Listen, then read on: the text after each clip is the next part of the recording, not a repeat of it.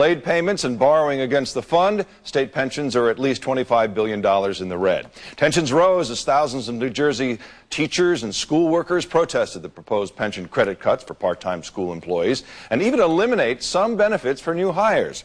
In the end, though, a revised bill to rework taxpayer-paid benefits was approved 31-8 by the Senate, 54-13 by the Assembly after a very heated 4-hour debate. But will this measure be the cure for New Jersey's troubled pension system? Joining me right now is Barbara Kasheshian, who is Vice President of the New Jersey Education Association, and John Galandak, who is President of the Commerce and Industry Association of New Jersey. Welcome. Barbara, the bill raises the retirement age for future employees from 60 to 62, the threshold now at $7,500. Were you happy with that? Well, we didn't see any of this as being real pension reform. We saw it as being pension reduction. The raising of the age to 62, the ages for retirement now stand at about 61.3 years in TPAF and 63 years in PERS, so we don't really see that as being a great reform.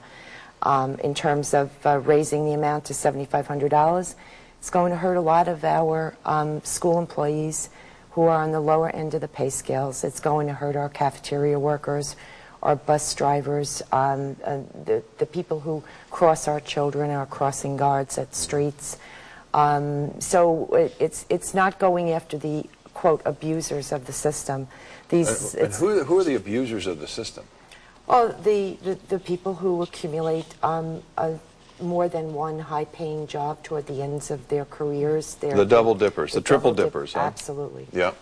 And, you know, we certainly agree that those are the people that are draining the pension system. Those are the people who are abusing it. It is not our school employees who work very hard for the limited amount of pay that they get. Well, John, let me ask you, you supported some of the bills that were eventually killed in the Senate, is that right? Absolutely. And what's your reaction to the measures that were ultimately approved here? Well, you start out by saying, is this going to fix the problem in its entirety? And our answer is no, it's just the beginning. In fact, we're disappointed that the measures didn't go further and that they were radically changed. Truth of the matter is, the current system is just unaffordable. You started out by talking about these unfunded liabilities of about $25 billion in the pension system and about $58 billion in future health care benefits that are just unfunded. The system might implode if nothing is done, and in fact the legislature has been irresponsible. And how, if it were to implode, as you put it, how would that affect the taxpayers? Well, the state again acknowledges a responsibility to pay these obligations, but where would the money come from? The fact of the matter is times change, and what this is a look at how they ought to change. I should add at this point that not one current employee is affected by these. These are future changes for future employees. It really just should be a first step. So it's, I mean, it's relatively painless for the people that are in the system already, correct? The current changes would not affect the people who are currently in the system, but they would affect the future employees. Right. And if we're looking to bring in the best and the brightest into the system, and we always say that we're looking to raise standards in New Jersey and bring in the best and the brightest, then this is going to create a system where people are going to not want to enter the education And how about teachers? system. How about principals? How about that area of the educational system? How does it affect them? Well, you know, just last year we worked on what we thought were some very true reforms for the pension system. Every single member of the pension system is paying an additional 10% of their salary into their pensions. We just raised the retirement age from 55 to 60. And we made certain that the highest level of pensionable salary was capped.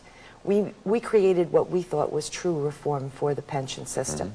And the very next year, you know, they're back at us for more contributions. But wouldn't you agree, though, both of you, that the state is in a fiscal crisis and everybody's got to bite the bullet somehow, and that includes pensions? I mean, pensions for years and years has been this political third rail that nobody wanted to touch it for fear that, you know, it would cause them political death.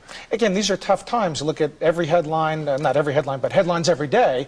And again, these are tough economic times, and perhaps this is what precipitated the change now. But in fact, every page of that budget had some pain in it across New Jersey. So perhaps, again, that's what precipitated the change now. Truth is, though, times do change. Look at, and in order for a system to be viable, look at the federal Social Security system. The full retirement age was recently raised to 66.